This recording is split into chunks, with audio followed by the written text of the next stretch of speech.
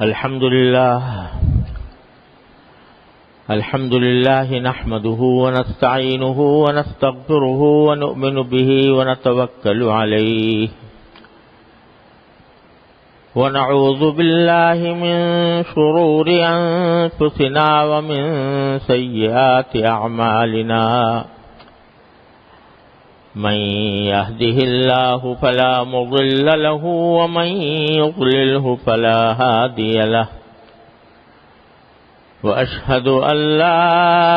إله إلا الله وحده لا شريك له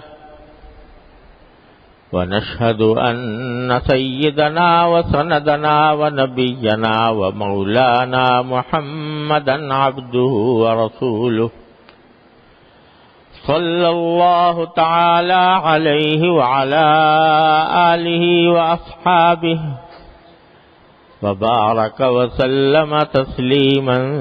كثيرا أما بعد فأعوذ بالله من الشيطان الرجيم بسم الله الرحمن الرحيم وما خلقت الجن والإنس إلا ليعبدون ما أريد منهم من رزق وما أريد أن يطعمون إن الله هو الرزاق ذو القوة المتين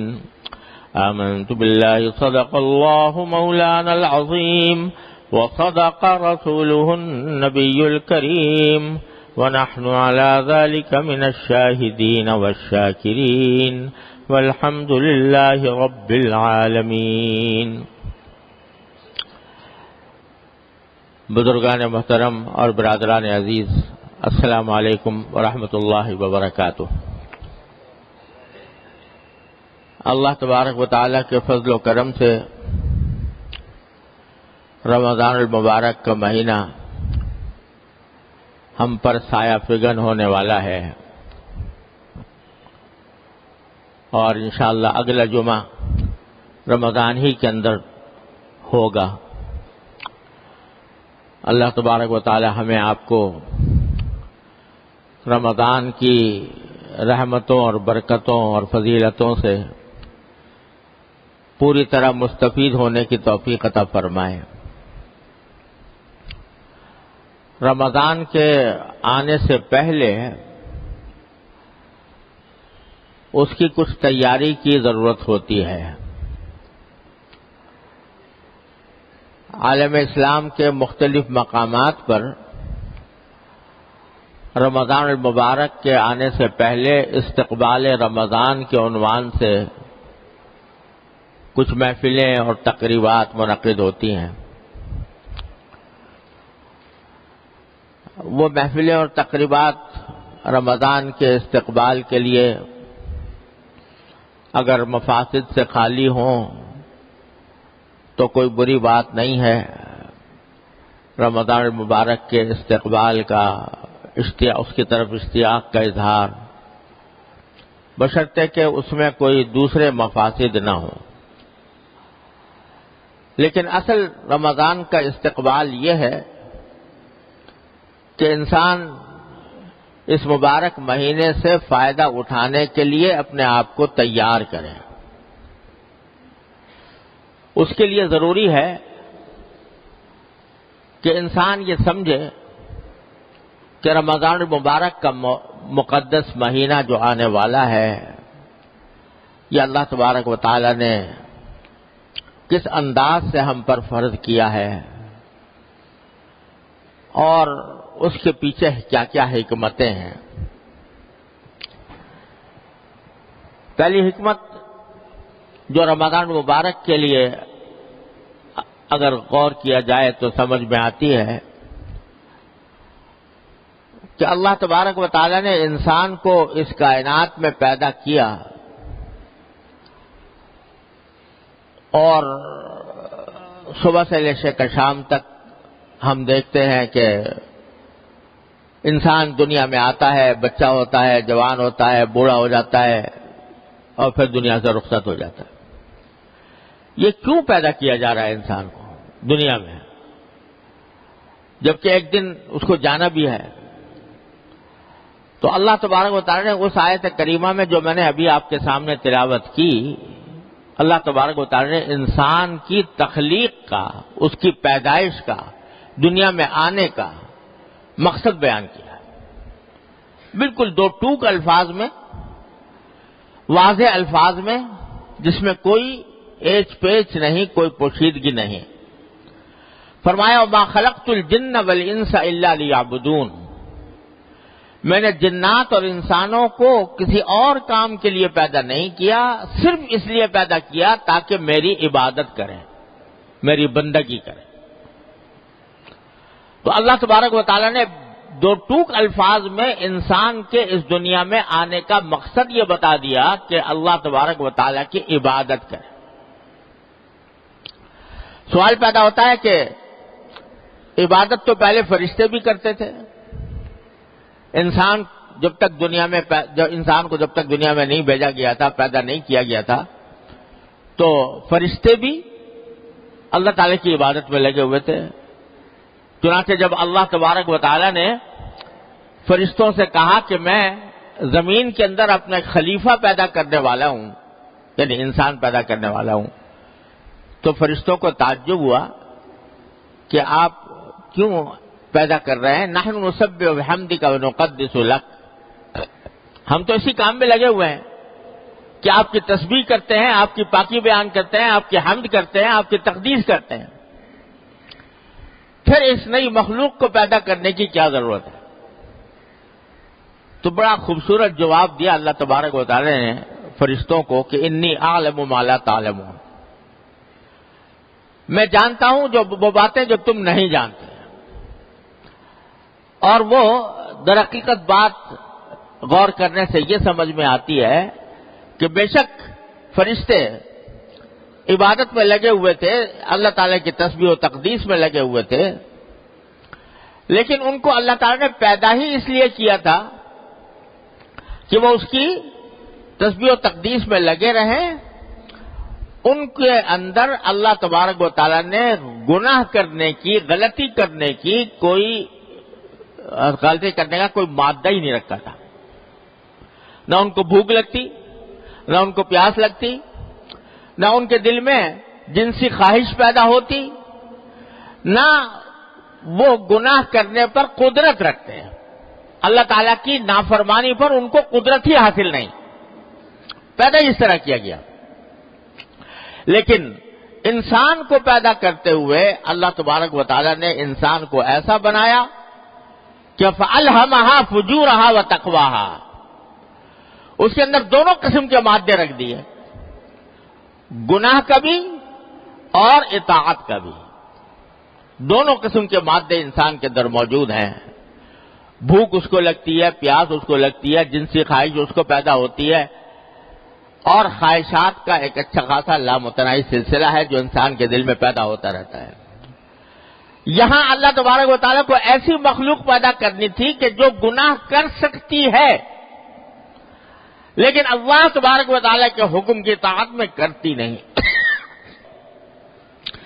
فرشتے تو وہ مخلوق تھے جو گناہ کر ہی نہیں سکتے تھے، اللہ تعالیٰ کی نافرمانی کا ان کے اندر مادہ ہی نہیں تھا. لیکن انسان کو پیدا کرتے ہوئے اللہ تبارک و تعالیٰ نے اس کے اندر دونوں مادے رکھ دیے، اور یہ اس کو ایک آزمائش میں مبتلا کیا کہ گناہ کا راستہ بھی تمہارے لیے کھلا ہوا ہے اور ثواب کا راستہ بھی کھلا ہوا ہے. اب تم اپنی اختیار سے، اپنی سمجھ کو کام میں لے کر اگر گناہ کے راستے کو چھوڑو گے، اللہ تبارک و تعالیٰ سے ڈر کر اور اللہ تبارک و تعالیٰ کی اطاعت کے خیال سے اور ثواب کا راستہ اختیار کرو گے تو تم فرشتوں سے آگے نکل جاؤ گے، فرشتوں سے آگے نکل جاؤ گے. کیونکہ فرشتے گناہ پر قدرت نہیں رکھتے، اگر وہ گناہ سے بچ جائے تو ان کا کوئی کمال نہیں. لیکن انسان کے اندر گناہ کی صلاحیت موجود ہے، اس کے باوجود وہ گناہ نہیں کرتا. اس کے اندر نافرمانی کی صلاحیت موجود ہے مگر نافرمانی نہیں کرتا، اللہ تعالیٰ کی اطاعت میں زندگی گزارتا ہے. تو پھر اس کا مقام فرشتوں سے آگے بڑھ جاتا ہے۔ اس لیے ہم نے باری تعالیٰ فرماتے ہیں میں نے پیدا کیا جنات کو اور انسان کو اس کام کے لیے، صرف ایک کام کے لیے ہے، ما خلقت الجن والانس، میں نے جنات اور انسانوں کو پیدا نہیں کیا الا لیعبدون، مگر ایک ہی کام کے لیے ہے کہ وہ میری عبادت کرے۔ اب عبادت کا جو اصل مفہوم ہے وہ تو یہ ہے کہ انسان اللہ تعالیٰ کے سامنے سجدے کرے، رکوع کرے، نماز پڑھے، اس کا ذکر کرے، اس کے کلام کی تلاوت کرے، اللہ تبارک و تعالیٰ کے ذکر میں اپنی زندگی گزارے۔ اصل عبادت تو یہ ہے، لیکن اللہ تبارک و تعالیٰ نے اپنے فضل و کرم سے انسان کے لیے ایک آسانی یہ پیدا فرما دی کہ اگرچہ تمہاری تخلیق کا بنیادی مقصد تو یہ عبادت کرنا تھا، لیکن تمہیں بھوک بھی لگتی ہے، پیاس بھی لگتی ہے، تمہارے ساتھ بشری تقاضے بھی لگا دیے ہم نے، اور بشری ضروریات بھی تم سے وابستہ ہیں، اس واسطے تمہیں اجازت دے دی ہے کہ ٹھیک ہے تم اس کام کو، ان کی خواہشات کو اور اپنی ضروریات کو پورا کرنے کے لیے دوسرے کام کی تمہیں اجازت ہے، روزی کمانے کی تمہیں اجازت ہے، تجارت کی تمہیں اجازت ہے، زراعت کی تمہیں اجازت ہے، اور کہیں اگر ملازمت کے ذریعے روزی کمانی ہو تو اس کی تمہیں اجازت ہے۔ یہ اجازت دے دی ہے تمہاری ضروریات کو مد نظر رکھتے ہوئے، یعنی اصل تقاضا تو یہ تھا کہ جب پیدا کیا تھا صرف عبادت کے لیے تو آدمی دن رات صبح سے لے کر شام تک مسلسل عبادت ہی میں لگا رہے اور کوئی کام نہ کرے، لیکن چونکہ ساتھ انسان کی ضروریات وابستہ ہے لہذا اجازت دے دی کہ بھائی تجارت بھی کر لو، روزی کمانے کے لیے کوئی بھی طریقہ اختیار کر لو، حلال طریقہ، لیکن اس طرح کرو کہ رجال اللہ تلیہم تجارت ولا بیع عن ذکر اللہ، ایسے بن جاؤ کہ تمہاری تجارت ہو یا تمہاری خرید و فروخت ہو یا ملازمت ہو یا کوئی بھی کام ہو وہ اللہ کی یاد سے تمہیں غافل نہ کرے۔ تجارت کرو مگر اس طرح کرو جیسے اللہ نے بتایا، ان حدود میں کرو جو اللہ تعالی نے قائم کی ہے، حلال اختیار کرو، حرام سے بچو، اور تجارت میں منہمک ہو کر اللہ کو بھول نہ بیٹھو۔ رجال اللہ تلہیہم تجارت ولا بیع عن ذکر اللہ، چنانچہ جب تجارت کے عین درمیان وقت آ جائے، اللہ تعالیٰ کی طرف سے پکار ہو حی علی الصلاح حی علی الفلاح، تو پھر اس کو چھوڑ کر نماز کی طرف چلے جاؤ۔ تو کچھ پابندیوں کے ساتھ تمہیں یہ سارے کام دنیا کی ضروریات پوری کرنے کی اجازت ہے، یہ اجازت دے دی۔ اب انسان ہوتا یہ ہے کہ جب اجازت مل گئی، تجارت کی اجازت مل گئی، ملازمت کی مل گئی، کاشتکاری کی مل گئی، اور اپنے دوست احباب کے ساتھ ملاقاتیں کرنے کی مل گئی، ان کے ساتھ خوش طبعی کی اجازت بھی مل گئی، تو اب انسان جو ہے بسا اوقات اس میں اتنا منہمک ہو جاتا ہے اس کام میں کہ اللہ تبارک و تعالیٰ کو یاد کرنے اور اس کے ذکر کا جو حق تھا وہ ادا نہیں ہو پاتا۔ صبح سے لے کے شام تک ایک ہی دماغ پر چکی چل رہی ہے کہ کس طرح میں اپنے پیسوں میں اضافہ کروں، کس طرح اپنے عیش و آرام میں اضافہ کروں، دن رات اسی فکر میں انسان بدمست ہے۔ تو اس کا نتیجہ کیا ہوتا ہے کہ عبادت کا جو اصل کام تھا وہ پیچھے رہ گیا، اور یہ جو ضروریات کی وجہ سے جن چیزوں کی اجازت دی گئی تھی وہ آگے آ گئی۔ اب اللہ تعالیٰ کی طرف سے یہ ایک نظام ہے کہ عبادتیں جو ہوتی ہیں، نماز ہو، روزہ ہو، حج ہو، زکوٰۃ ہو، تلاوت ہو، ذکر ہو، یہ عبادتیں انسان کی روح کو تقویت پہنچاتی ہیں، روح کے لیے تقویت کا باعث بنتی ہیں، انسان کی روحانی ترقی ان سے ہوتی ہے، اس کی روح کو غذا ملتی ہے ان عبادتوں کے ذریعے، چاہے وہ نماز ہو، چاہے وہ روزہ ہو، چاہے زکوٰۃ ہو، حج ہو، کوئی ہو، اس سے انسان کی روح کو تقویت ملتی ہے، روح پرورش پاتی ہے، روح کے اندر قوت پیدا ہوتی ہے، روحانی ترقی انسان کو حاصل ہوتی ہے۔ اور دنیا کے کاروبار جو ہے جو جائز ہیں، اللہ تعالیٰ نے اجازت دی ہے، لیکن وہ عام طور سے وہ روح کی تقویت کا سبب نہیں بنتے، جسم کی تقویت کا بے شک سبب بن جاتے ہیں، مادی تقویت کا سبب بن جاتے ہیں۔ تو نتیجہ کیا ہوتا ہے کہ جب آدمی زیادہ دوڑ دھوپ اس طرف کر رہا ہے تو اس کے جسم تو تقویت پا رہا ہے لیکن روح کمزور پڑ رہی ہے، کیونکہ عبادت کی طرف اس کی جیسی توجہ ہونی چاہیے تھی، عبادت کی جو اہمیت ہونی چاہیے تھی، اس کی طرف جیسا انہماک ہونا چاہیے تھا وہ نہیں ہے۔ لہذا جسم اور روح کے درمیان جب مقابلہ کیا جائے تو جسم آگے نکل گیا، روح پیچھے رہ گئی، روحانی ترقی پیچھے رہ گئی، جسمانی ترقی آگے نکل گئی۔ تو اللہ تبارک و تعالی مختلف ایام میں، مختلف زمانوں میں کچھ خاص زمانے اللہ تعالی نے متعین کر دیے ہیں جن کو خاص تقدس سے نوازا ہے، اور ان کا مقصد یہ ہے کہ انسان جب اپنی دنیاوی ضروریات میں منہمک ہو کر اپنی روح کو بھلا بیٹھا ہے تو اس کو پھر واپس لایا جائے اور روحانی ترقی کی طرف اس کو متوجہ کیا جائے۔ اس کے لیے اللہ تعالیٰ نے کچھ دن مقرر کر دیے ہیں، ورنہ دن تو دیکھو سب ایک جیسے ہیں، رمضان کا مہینہ ہو یا غیر رمضان ہو، سورج طلوع ہوتا ہے اور غروب ہوتا ہے، دن میں اجالا ہوتا ہے، رات میں تاریکی ہوتی ہے، ایک خاص گردش جو شمس و قمر کی ہے وہ اسی طریقے سے چلتی رہتی ہے، دیکھنے میں رمضان کے دن میں اور غیر رمضان کے دن میں کوئی فرق نہیں۔ لیکن اللہ تبارک و تعالیٰ نے اس رمضان کے مہینے کو کہہ دیا یہ میرا مہینہ ہے، یہ میرا مہینہ ہے، یہ میری عبادت کا مہینہ ہے۔ تو جب اللہ تبارک و تعالیٰ کسی چیز کو اپنا کہہ دیتے ہیں تو اس کے ساتھ جو تقدس، اس کے ساتھ جو روحانیت اور اس کے ساتھ جو عظمت وابستہ ہوتی ہے وہ عام چیزوں کی طرح نہیں ہوتی۔ دیکھو کعبہ شریف کو، کعبہ شریف کی عمارت کو دیکھو، اس میں وہی پتھر، وہی سیمنٹ جو عام عمارتوں کے اندر ہوتا ہے،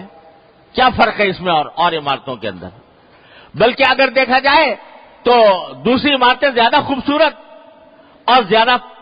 شاندار نظر آتی ہیں بنسبت کعبہ شریف کی عمارت کے۔ لیکن میرے مولا نے کہہ دیا کہ یہ میرا ہے، یہ میرا گھر ہے، بیت اللہ، یہ اللہ کا گھر ہے، اپنی طرف نسبت کر دی۔ اور جب اپنی طرف نسبت کر دی تو اس کے ساتھ جو تقدس وابستہ ہوا، اس کے ساتھ جو لذت ملی، اس کے ساتھ جو حلاوت ملی، اس سے جو روحانیت وابستہ ہوئی، ساری کائنات کی اعلیٰ سے اعلیٰ عمارت بھی اس کا مقابلہ نہیں کر سکتی۔ ایک جا کر آدمی وہاں عمارت کو صرف دیکھتا ہی رہے، اس عمارت کو صرف دیکھتا ہی رہے تو اس کی روح پرورش پا رہی ہوتی ہے، اس کو اللہ تبارک و تعالیٰ نے ایسا تقدس بخش دیا۔ تو جب کسی چیز کو اللہ تبارک و تعالیٰ اپنا کہہ دیں یہ میری ہے تو اس سے جو تقدس، اس سے جو روحانیت وابستہ ہوتی ہے وہ اور کسی چیز سے نہیں ہو سکتی۔ تو رمضان کا مہینہ بھی عام مہینوں کی طرح تھا، لیکن میرے مولا نے کہہ دیا یہ میرا مہینہ ہے، میری عبادت کا مہینہ ہے۔ تو اب یہ رمضان کا مہینہ عام دنوں سے ممتاز ہو گیا، اس کی عظمت، اس کا تقدس، اس کی روحانیت سارے دوسرے ایام سے بڑھ گئی۔ اور مقصد یہ ہے، اس رمضان کا مہینہ لانے کا مقصد یہ ہے کہ میرے بندو، تمہیں میں نے کھانے پینے کی اجازت دی تھی، تمہیں میں نے روزی کمانے کی اجازت دی تھی، تمہیں جائز حدود میں تفریحات کی بھی اجازت دی تھی، لیکن تم اس میں اتنے منہمک ہو گئے ہو کہ تمہاری روح کمزور پڑ رہی ہے۔ اب واپس آ جاؤ، ایک مہینے کے لیے اس طرح واپس آ جاؤ کہ اب جو کام کرو وہ تمہاری روح کو تقویت پہنچائے، تھوڑا سا مادی لذتوں سے تھوڑی دیر کے لیے اپنے آپ کو فارغ کرو۔ اور اللہ تبارک و تعالیٰ کی عبادت میں یہ مہینہ اس طرح گزارو کہ تمہاری روح تقویت پائے، تمہاری روح کے اندر بالیدگی ہو، وہ تمہیں روحانی ترقی حاصل ہو۔ یہ ہے در حقیقت اس رمضان المبارک کا فلسفہ اور اس کی حکمت کہ اللہ تبارک و تعالیٰ نے یہ مہینہ بھیجا۔ اگر اس پر غور کیا جائے تو پھر خود بخود یہ بات سمجھ میں آئے گی کہ ویسے تو اللہ تبارک و تعالیٰ نے اس رمضان کے اندر بنیادی طور پر دو عبادتیں ہیں ایسی جو اور دنوں میں فرض نہیں تھیں یا سنت نہیں تھی، اس زمانے میں ہے۔ ایک روزہ عام دنوں میں فرض نہیں تھا، مہینے کے اندر فرض کر دیا۔ اسی طرح تراویح عام دنوں میں نہیں تھی، اس میں پڑھنا سنت مؤکدہ قرار دے دیا گیا کہ سنت مؤکدہ ہے کہ تراویح پڑھو۔ بظاہر تو یہ دو چیزیں ہیں، لیکن اصل مقصود یہ ہے کہ اس مہینے کے اندر ان دو کاموں کے علاوہ آدمی جتنا ہو سکے اپنے آپ کو دوسرے مشاغل سے فارغ کر کے اللہ تبارک و تعالیٰ کی عبادت کی طرف متوجہ ہو۔ اور دنوں کے اندر صبح سے شام تک ہم مختلف مشاغل میں مبتلا رہتے ہیں، یہ ایک مہینہ اللہ کے لیے اپنے آپ کو فارغ کرنے کی کوشش کرو کہ اپنی مصروفیات، دوسری مصروفیات کم کرو، اور جو حقیقی عبادت کے کام ہے جس کے لیے تم دنیا میں بھیجے گئے تھے، جو تمہاری پیدائش کا مقصد تھا، اس کی طرف اپنی توجہ زیادہ بڑھاؤ۔ لہذا اس میں روزے اور تراویح کے علاوہ آدمی اس بات کا اہتمام کرے کہ تلاوت قرآن کریم کی تلاوت عام دنوں کے اندر اتنے کرنے کا موقع نہیں ملتا، جتنا ہو سکے قرآن کریم کی تلاوت زیادہ سے زیادہ کی جائے۔ یہ نبی کریم سرور عالم صلی اللہ علیہ وسلم کی سنت بھی ہے، اور جب رمضان کا مہینہ آتا تھا تو حضرت جبریل امین علیہ السلام نبی کریم صلی اللہ علیہ وسلم کے ساتھ قرآن کریم کا دور کیا کرتے کہ ہر رمضان کے مہینے میں کہ جتنا قرآن ایک مرتبہ حضور اقدس صلی اللہ علیہ وسلم پڑھتے، ایک مرتبہ جبریل امین پڑھتے، کیا منظر ہوگا، وہ کیا عالم ہوگا کہ دور کرنے والے حضرت جبریل علیہ السلام اور دور کرنے والے حضور نبی کریم سرور عالم صلی اللہ علیہ وسلم، کیا تلاوت ہوتی ہوگی، کیا اس کا منظر ہوگا اور کیا اس کی روحانیت ہوگی۔ ہر سال یہ ہوتا تھا، اور آخری سال جو آپ کی دنیا میں تشریف رکھنے کا آخری سال تھا، اس میں 2 مرتبہ یہ دور کیا گیا سرکار دو عالم صلی اللہ علیہ وسلم اور جبریل امین کے درمیان۔ تو اس لیے قرآن کریم کی کو خاص نسبت ہے رمضان سے۔ تو اس میں رمضان کے اندر پہلے سے طے رکھیں کہ بھئی تلاوت قرآن کی مقدار عام دنوں سے زیادہ اس میں بڑھائیں گے، اور بھائی تلاوت تو ہے ہی، ساتھ ساتھ اگر اس کے بھی اہتمام کیا جائے کچھ وقت نکال کر، اگر پہلے کبھی موقع نہیں ملا ہے تو قرآن کریم کا ترجمہ، اس کی تفسیر کسی مستند تفسیر کے ذریعے کی مدد سے اس کو پڑھنے کا بھی اہتمام کیا جائے۔ تو تلاوت، پھر چلتے پھرتے ذکر،